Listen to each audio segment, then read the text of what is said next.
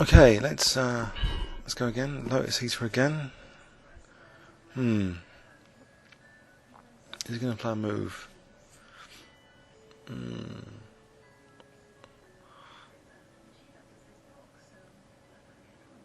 No, he's not moving. Oh. Okay, he's not going to play D5, is he?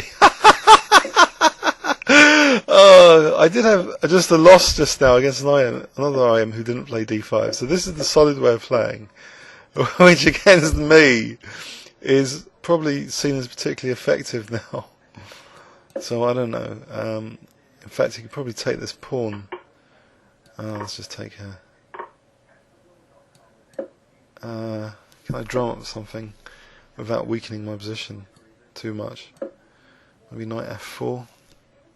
I don't want to move too many pawns. Okay. Queen F6 here.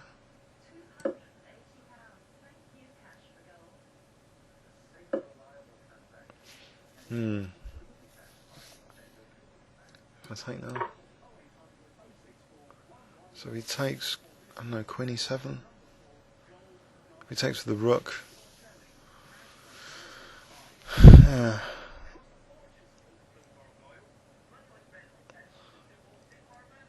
I'm going to try and put more of my losses on, but the previous one, unfortunately, I stopped the video at the wrong point, and but yeah, I'll try my best to publish losses as well. So here, Queen F3, Knight H5, protecting the Queen.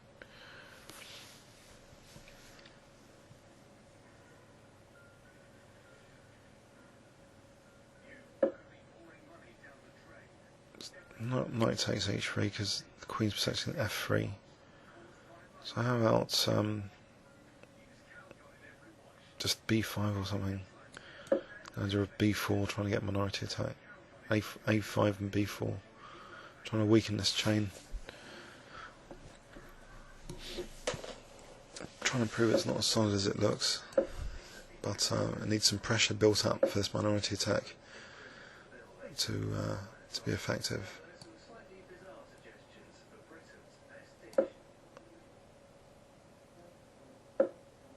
Okay, so I take on B3 on D3 now, or I could do that in Bishop F8, maybe Bishop F8 to support B4. I think B4 at the moment might be premature, unless, yeah, I think just taking a bit more time to play B4. So classic minority attack example where you're attacking a chain with a minority of pawns, hoping to inflict some structural damage. But my king safety has been called into question. Queen E7 here. This queen's gonna try and hack me or something. It's got Rook F3 with the idea of Bishop F6. Or does it matter? Queen D6. Can he attack me with these two bishops, this rook and this queen, or is his queen side in trouble? Why has he got an opportunity for revenge? That's the other aspect of this. It's not fair that I have to play him again. I just played him earlier. Anyway, I think there's some pawn weaknesses coming up here after B takes C. Successful minority attack, I hope.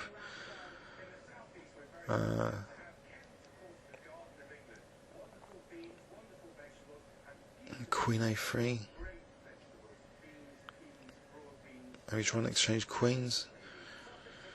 Play Rook C1.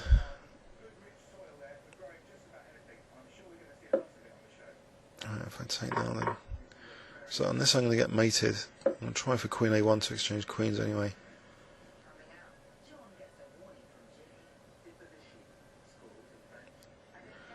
It's dangerous, isn't it? So Queen A1, Queen E2, Rook A2, Queen E3. Starts looking more dangerous.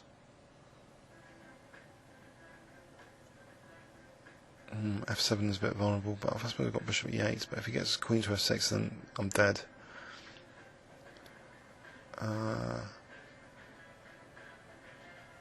Okay, queen b2 here. The idea of rook a1 and queen c1, maybe that's reasonable as a counter-attack. Trying to stop his queen getting on the dark squares here. That would just be fatal if that happens. So if I get him rook a1, but then queen e3, but then queen c1. Okay, so I'll try that. Trying to stop this queen from coming over to either f4 or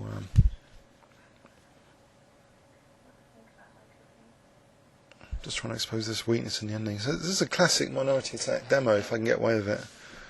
You know, but also factoring in not getting mated, so is important. Okay, so should I play bishop h6 actually to force? I don't know, because queen takes, I'm cementing this pawn, so bishop h6 maybe better. I'm trying to force queen c1. It's a bit flash, maybe it's not needed. Maybe I could have just played queen takes e3. But then, you know, that pawn there does mean d4 is even stronger.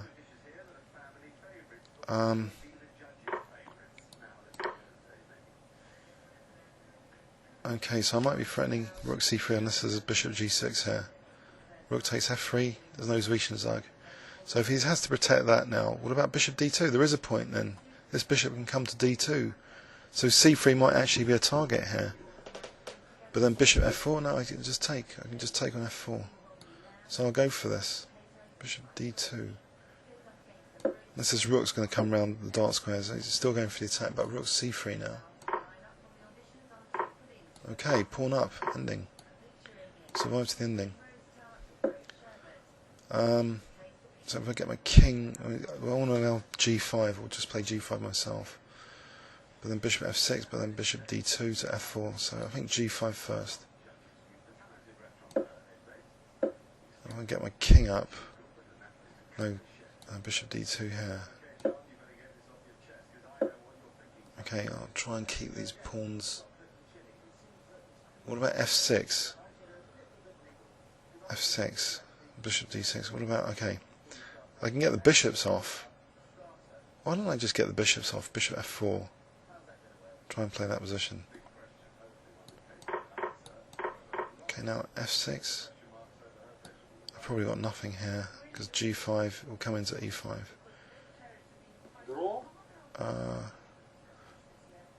I'll play on for a little bit, I think. So g5. He's got bishop h5.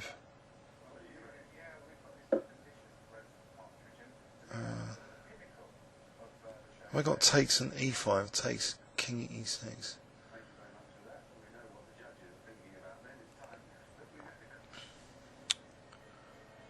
No, I haven't got anything, so I think I should accept the draw now. I'll just. Oh, he's accept. I just offered it without. That was a draw. Yeah, because I don't want him coming to e5. There's nothing. So even though I'm a pawn up, I can't. And also I'm getting short time, so that was a draw. Maybe I was a bit of a chicken. I don't know. I don't see how. Because this pawn is on the dark square, so my bishop's hopeless for attacking this pawn. So if I take, king takes, his king's simply going to go back to f4, and then I'll never be able to play e5. It's kind of sick. And this bishop is also infinitely hopeless for attacking this pawn. So please leave any comments or questions on YouTube. Thanks very much.